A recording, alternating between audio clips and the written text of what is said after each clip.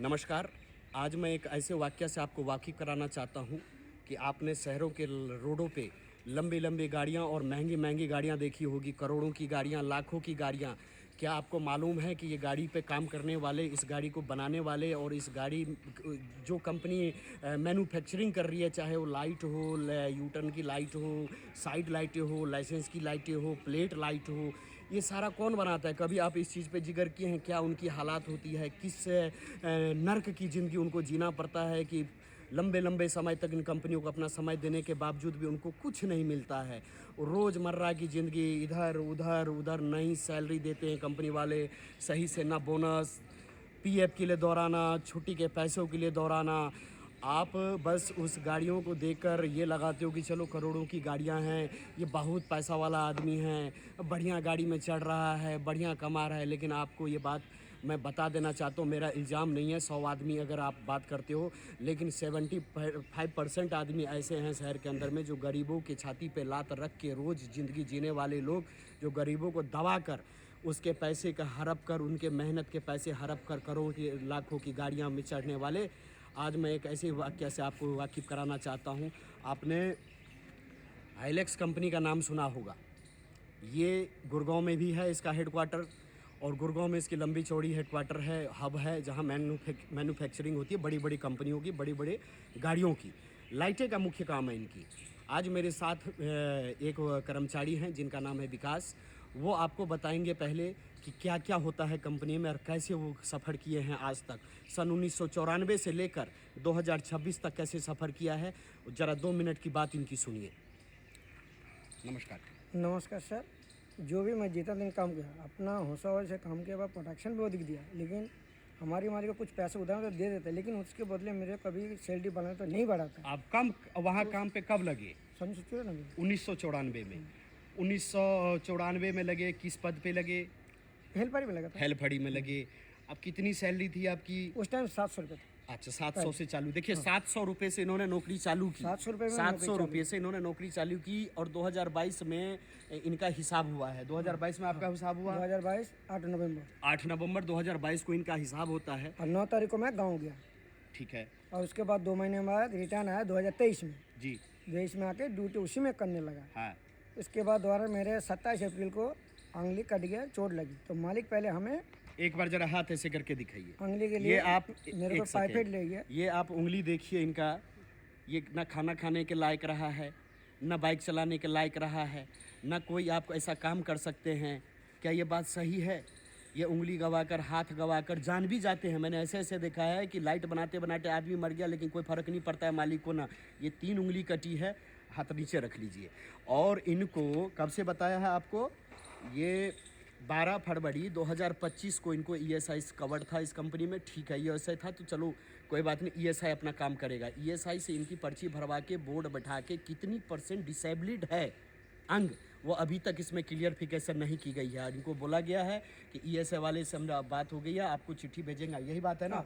आप आइएगा, आपका जो भी पैसा होगा हम आप देंगे। एक तो इतने साल इन्होंने जॉब किया, 22 साल, उसके बाद इनकी उंगली कटी।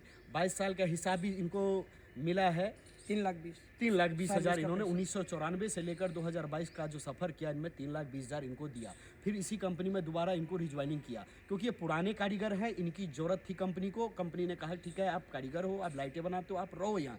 ये दोबारा वहीं गए अपना हाथ गवा कर। और जब हाथ कटा है, उंगली कटा है, आपके सामने है, उसके बाद ये दिन भर उधर थाना पुलिस भुगत के बेचारा कहीं ने। कितने बाल बच्चे हैं आपके? 2 बाल बच्चे, एक लड़का एक लड़की। एक लड़की है। कैसे होगा इनका? कैसे होगा? ऐसे हजारों आदमी हैं जो अपना अंग गवा के, अपना हाथ पांव गवा के आज भी उन मालिकों के लिए इस तरीके से काम करते हैं, मेहनत करके देते हैं। क्या बोनस मिलता था आपको? हाँ, बोनस में। कितना बोनस मिलता था? जो सब पूरी सैलरी। कितनी सैलरी थी आपकी? सैलरी 16.5, तो उसमें से मेरे को 2,000 और फालतू मिलता था। 16 के बदला 18 मिलते। 18 मिलता। कारीगर है, 22,471 रुपये इसकी ग्रेड है, लेकिन 18,000 रुपये पे करता है। 16,500 रुपये इनकी सैलरी है। जो आदमी 22 साल से काम कर रहा है एक ही फर्म में, इसको परमानेंट क्यों नहीं किया जाता है? ना अपॉइंटमेंट लेटर है, ना सैलरी स्लिप है। ना सैलरी स्लिप भी नहीं है, अपॉइंटमेंट लेटर भी नहीं है, किसी तरह का कोई कागज नहीं। पीएफ का तो आज तक नहीं जमा किया है? जमा किया, लेकिन उनकी सब पता है क्या हुआ क्या है पीएफ में।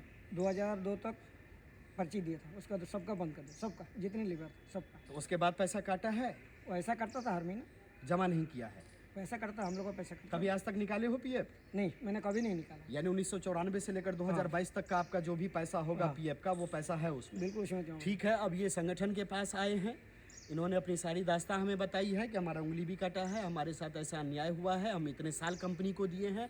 और मैं फिर आपको कहना चाहता हूँ, बड़ी बड़ी गाड़ियों में घूमने वाले और बड़े बड़े चश्मा और सोने के चैन पहनने वाले से सावधान हो जाओ।